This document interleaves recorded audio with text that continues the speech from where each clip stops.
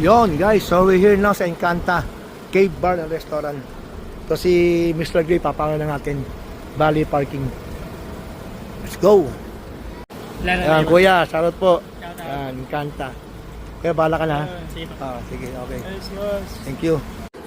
So mas maganda pag naka-reserve guys. Pero kami, hindi nagpa-reserve pero may available pa. Yeah, okay lang. Harapan tayo. Dito, may naka-reserve na.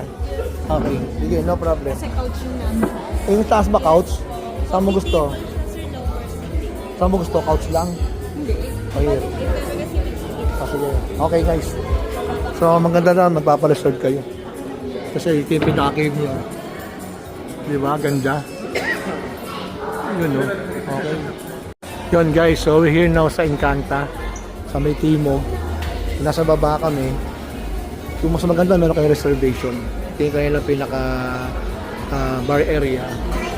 Ang taas niya guys. Oh. Talagang cave siya, cave. Nakita sa taas. Sa baba kami nakakuha ng ng pwesto kasi wala kami reservation. So much better if you will go here, pa-reserve kayo. So ito yung view. Wala sa may taas. Second floor. Encanta. Asawa ni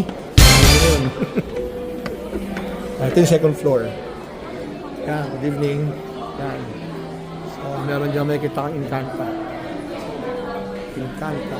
Tapos, so, kita mo rito yung pinaka, parang pinaka moon. Cave-like yung kanyang design. Here we are sa second floor. Yan. Ay na guys, ang aming mga in-order. So, kani salad.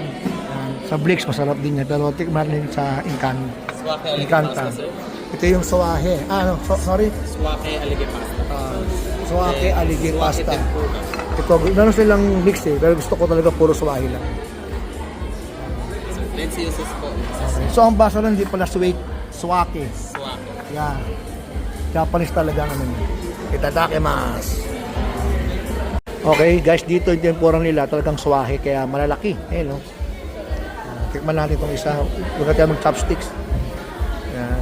Ang ganda yung ambience na pala guys. Cool na cool yung music. Medyo, ano siya. Medyo madilim pero cozy.